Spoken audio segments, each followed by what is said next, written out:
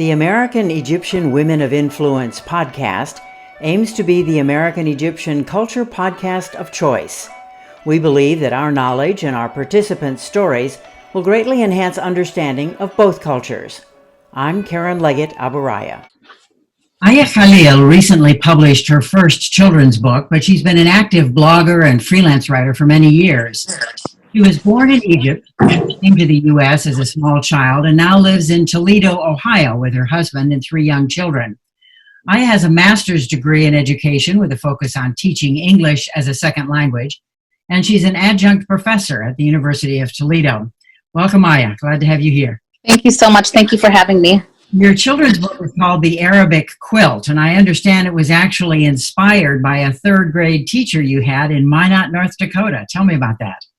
Yes, that is correct. So I immigrated to the United States when I was 1 year old with my family, and we lived in a small town called Minot, North Dakota.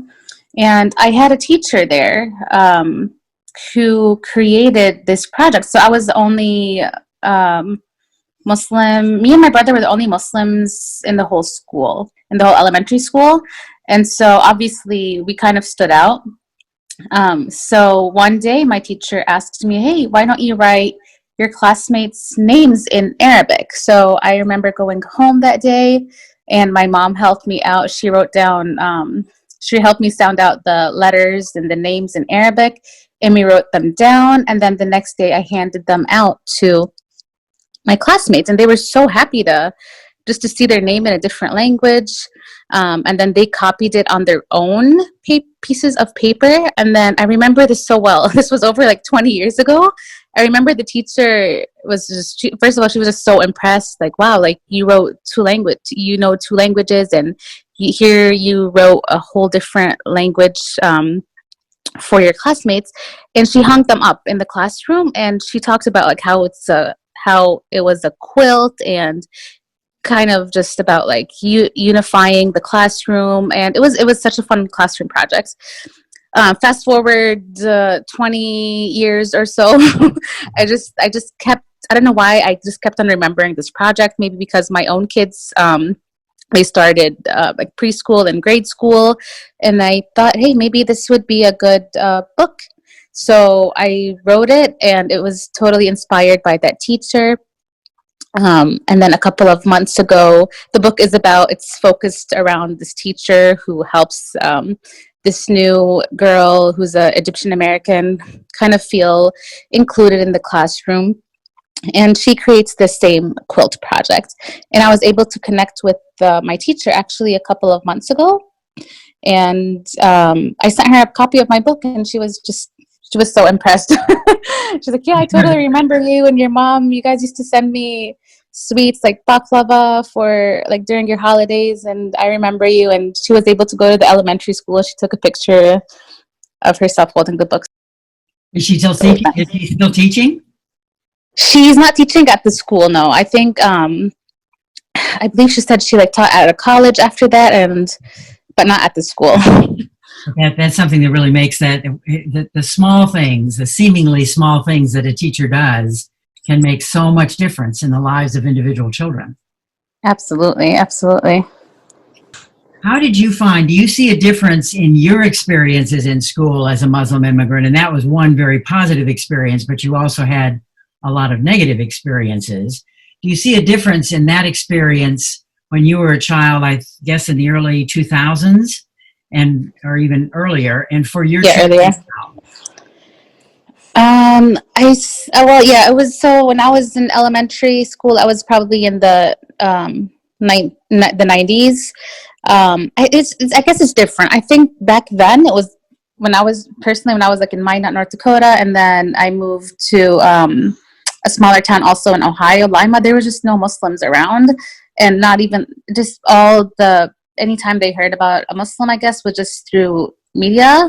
It wasn't really the best experience, like stereotypes and like old films and whatnot. But sometimes it was just really their first time meeting a Muslim. But nowadays, obviously, Muslims are more visible.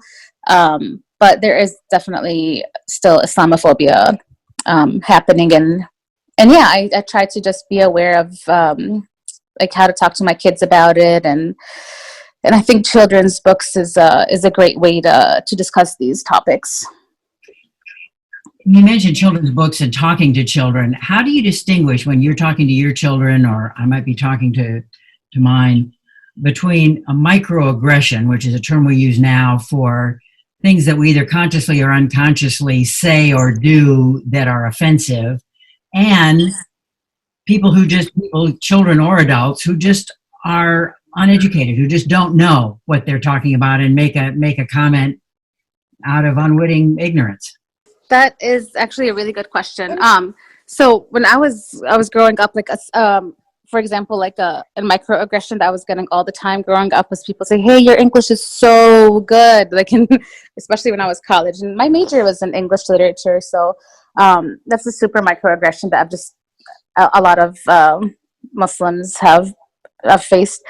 I just talk to my kids and tell them, "Hey, like you're American, you're Muslim, you're Egyptian also, and embrace those three things." And I try to teach them, to try to stand up, but they're young, they're 5 and 7, but I do try my best to teach them, like, to stand up for yourselves, try to stand up for like other kids if you hear somebody say something mean. Now, some of those you're picking up as a sensitivity reader for DK Publishing and Penguin. What is that? What is a sensitivity reader? It's become much more important and much more in use in recent years. What do you do as a sensitivity reader? Sure. So yeah, I've done a couple of sensitivity readings for DK. So it was one of their big projects. It was a textbook, and it was about Islam. So it should be published soon. I think really soon it will be published.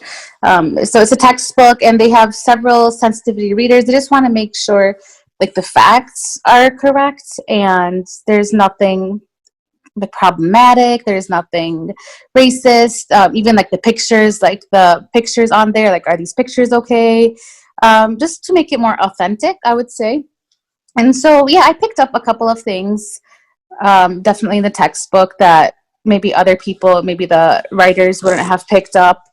And it's important nowadays to have that. You just want to cover your basis. You want to make sure everything's okay. You don't want to offend people, I guess. So just sensitivity readings are a big deal right now. Are you working on a new children's book yet? I am. So I am working on one, and then I have another deal, but I haven't announced it yet. But hopefully I'll be announcing it soon. But it's a special, I'll just say it's a special holiday story. Very good. Well, we'll look forward to that and be ready to announce it when it comes. Thank you very much, Maya. I'm excited. Thank you.